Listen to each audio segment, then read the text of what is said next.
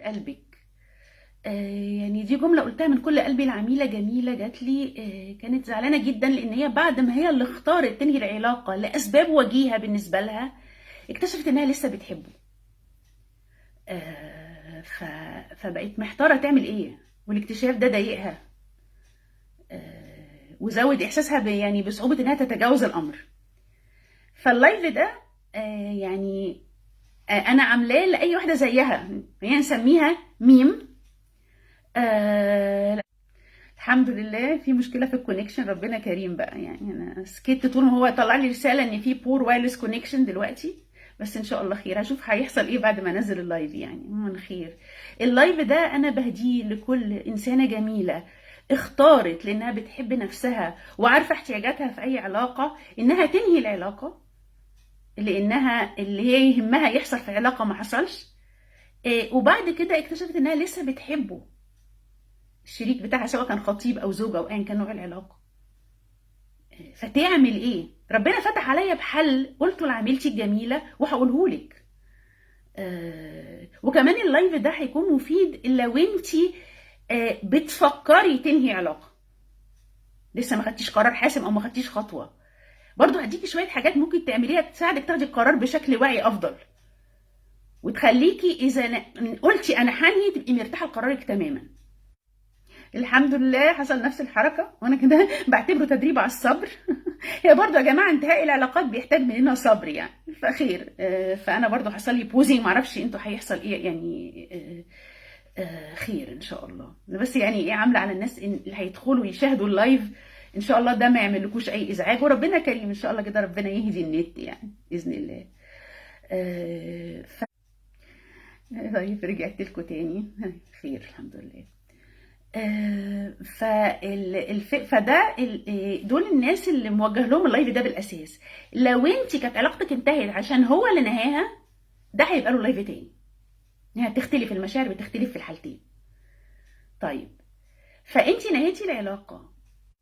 اللي احنا محتاجين ندركه يا جماعه ان احنا لما بننهي علاقه، اللي بيحصل احنا خرجنا الانسان ده من حياتنا، لكن ده مش شرط يكون معانا خالص احنا خرجناه من قلبنا.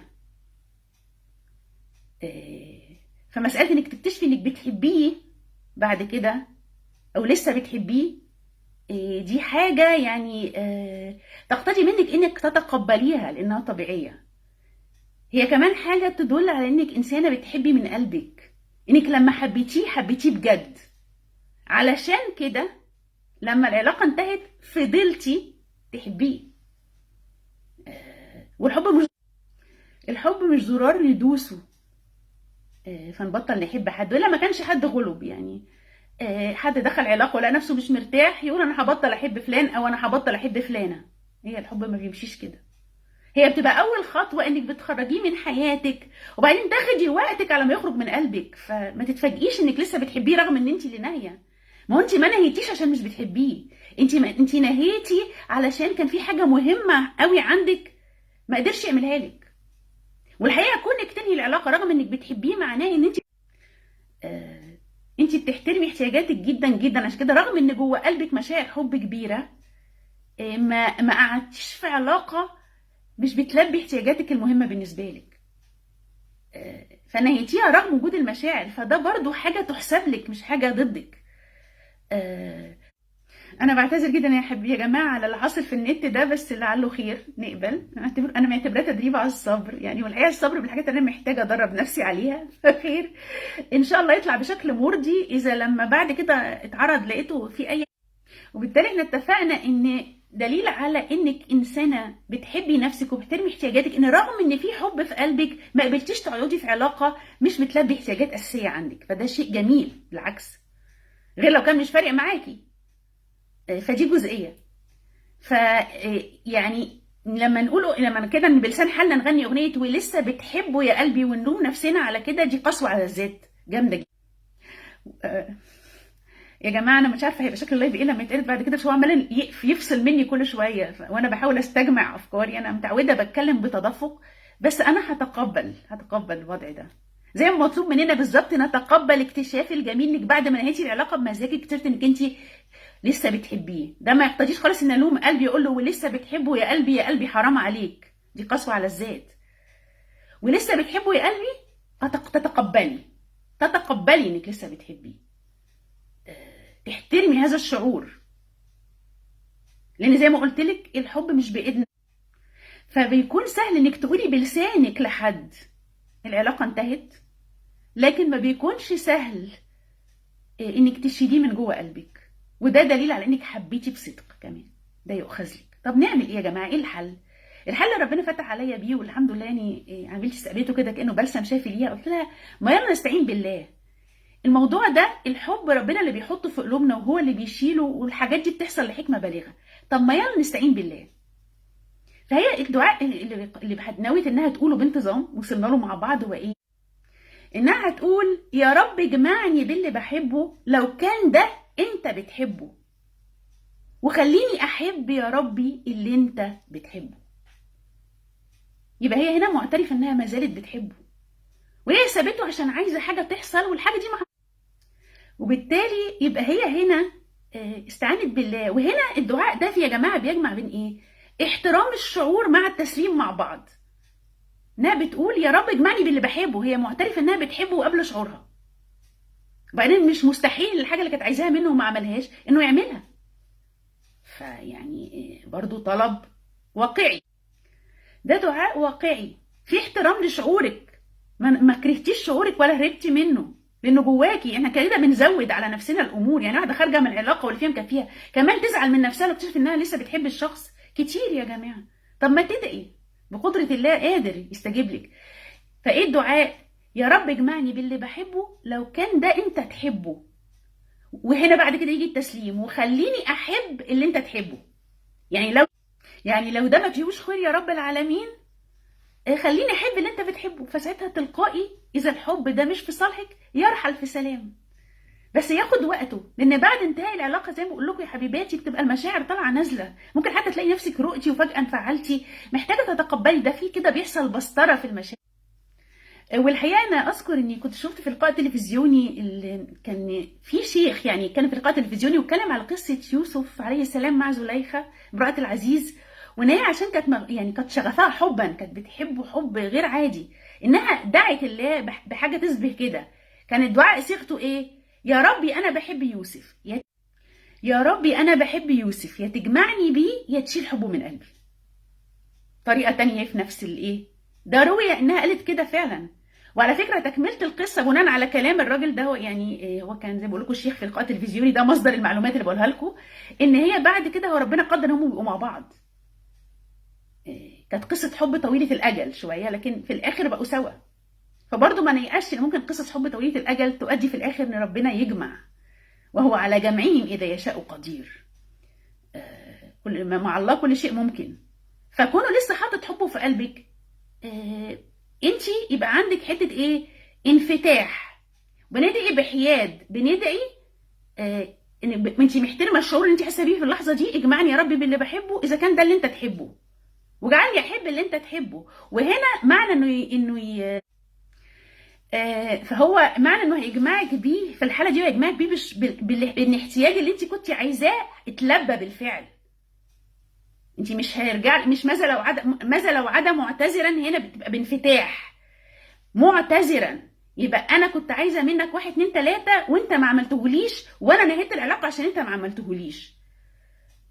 فلما بالدعاء ده انت بتقوليه انه لما هيرجع بالطريقه تسعد قلبك ان الحاجه اللي كنت عايزاها تتعمل.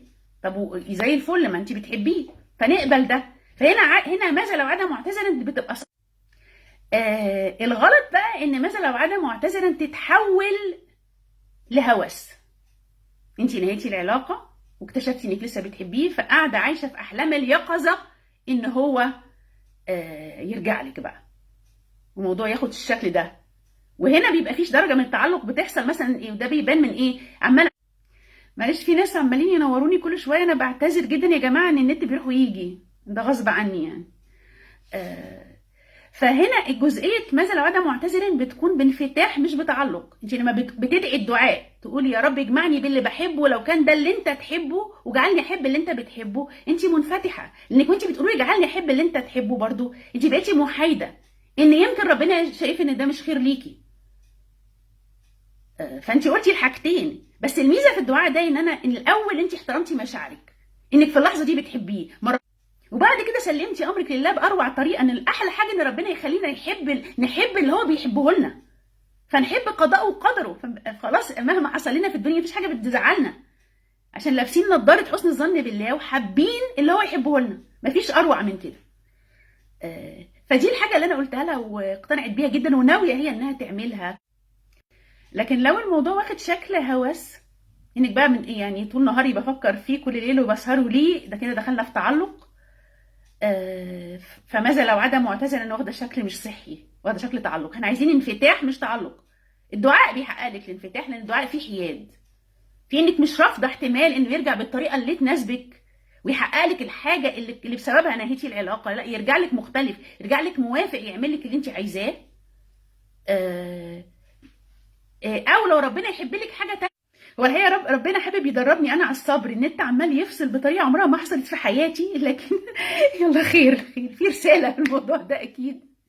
انا مش عارفه انتوا حاصل لكم ايه. هو لما ينزل فينش ان شاء الله يكون على بعضه يعني. فدي اول حاجه، يبقى ده الطريقه اللي تتعاملي بيها لو اكتشفتي ان انت لسه بتحبي حد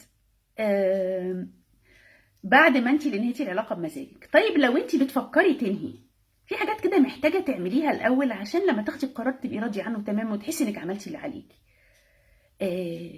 الاهم حاجه ان انت طبعا تبقي عارفه اسبابك اللي عايزه تنهي، تكوني طلبتي منه اللي انت عايزاه بوضوح مره واثنين وثلاثه، اذا كان ينفع يعني. كل علاقه بظروفها طبعا، تكوني عملت يعني. فمطلوب منك برضو في المرحله دي اسالي نفسك بكل صدق، هل في حاجه انت محتاجه تقوليها او تعمليها انت ما عملتيهاش، عشان تبقي عملتي اللي عليكي، اديتي العلاقه دي واستثمرتي فيها. ما تجيش في بعد كده تقولي ماذا لو، يا ريتني كنت قلت كذا ولا عملت كذا.